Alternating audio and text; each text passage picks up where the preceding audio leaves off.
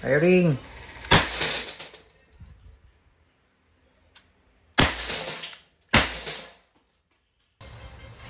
Hello guys, welcome to 5th generation Hobby Shop and welcome to another unboxing and testing. Shout out natin Sir Roel. So ngayon meron tayo ditong T4A TR50L Laser Gen 2 Color Black Caliber 50 CO2 powered 13 joules 6 rounder tactical revolver by Umarex. Yan. So, ang bala nito ay caliber 50 aluminum ball or rubber ball. So, ito yung caliber 50. Ito po ay rubber ball. Solid rubber ball. Yan. Caliber 50.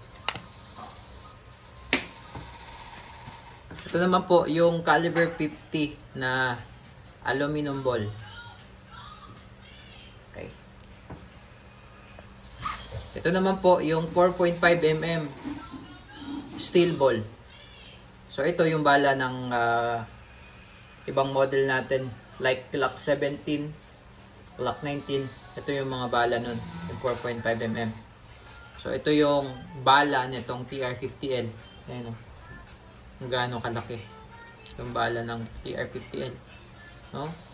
Ito yung bulitas na ginagamit natin sa Glock 17 Gen 5. Ito naman yung bala ng TR50L. So, yun yung caliber 50. Ganon siya kalaki. Makikita nyo naman po yung barrel niya. Oh. Napakalaki ng butas. Ito yung laser. Ito yung release. Ayan. Pupush nyo lang po yan. Ito yung laser. Kasi meron siyang laser. Ang pinag-iba lang nito sa TR50 revolver, ito may laser. Kaya siya TR50L. L stands for laser. So, ganyan lang pagka maglalagay kayo ng battery. Ito yung battery. Lagay ng battery. Tapos may free siya na battery. Ito yung battery. So, lalagay natin yung battery po na para ma-testing. So, ganito po ang pag nailagay na natin yung battery. Ganito po ang paglagay.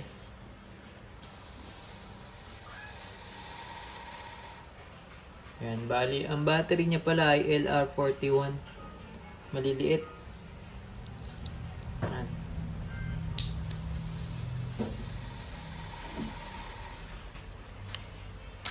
Tapos, ang switch naman niya, ito.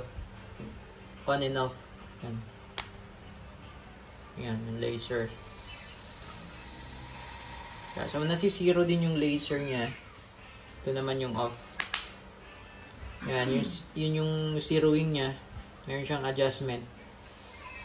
Ito yung sa windage. Sa elevation. Ito naman yung sa windage. So, bali hindi pa po nakasiro ngayon yung ating laser. So, pwede nating i-adjust or pwede nyong i-adjust kung hindi pa siya nakasiro. Kasi ito, hindi pa nakasiro to eh.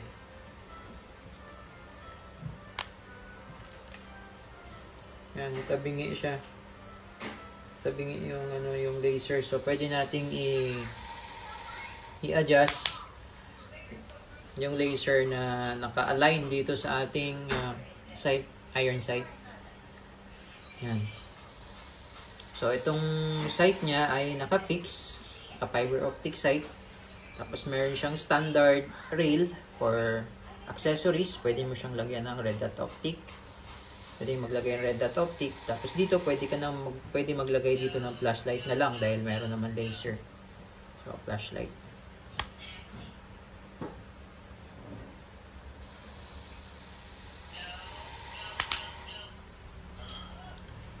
So, ito yung magazine. 6 rounder. Load tayo ng rubber ball. So, tandaan nyo po, andito yung gear. Sa likod po tayo maglalagay.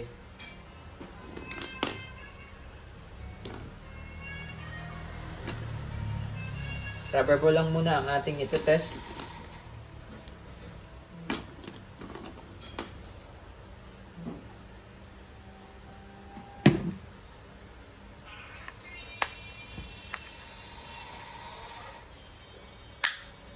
Tapos iikot nyo po ng isang beses.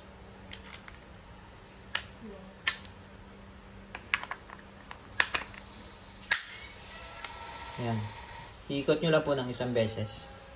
Okay, so ito po yung indicator sa pressure indicator. Pagka may pressure na aangat yan. Ito yung cap. Quick pursing. Ito po yung CO2, good for 12 shots. More or less, 12 shots yung isang CO2. Pag maglalagay po kayo, patakan nyo muna ng... Ito kasi yung tumutusok dun sa CO2. Yan. Patakan nyo ng oil.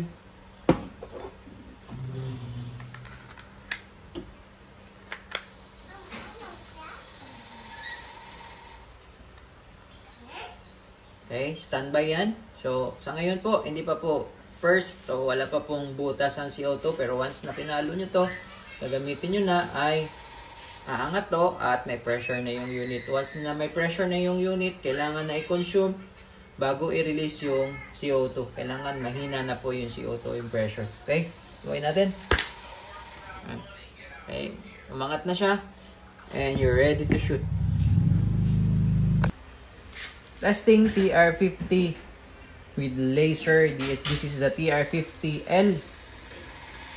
So, ayan po yung ating mga target. Nasa about 2 meters po ang dayo. Okay, TR50L. Chambered in caliber 50 rubber ball. Okay, and firing.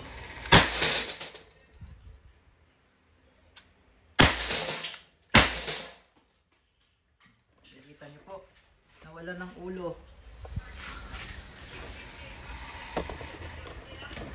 Durog talaga.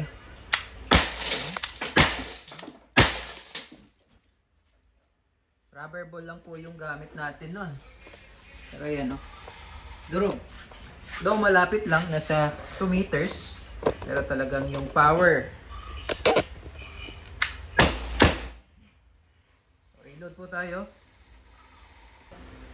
Nag-reload po tayo ng another 6 rounds.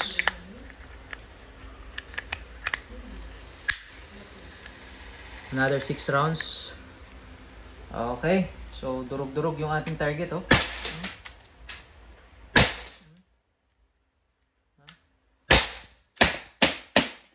Okay, another 6 rounds. So, naka 12 shots na tayo. Pag 13, mahina na yan. Yan, mahina. 15. So, pag mahina na, putok mo lang ang putok. Pag wala na, saka mo na siya i-release po. Huwag nyo siyang i-release pag malakas pa po. No? Iikot nyo lang counterclockwise. So, bumalik na yung pin.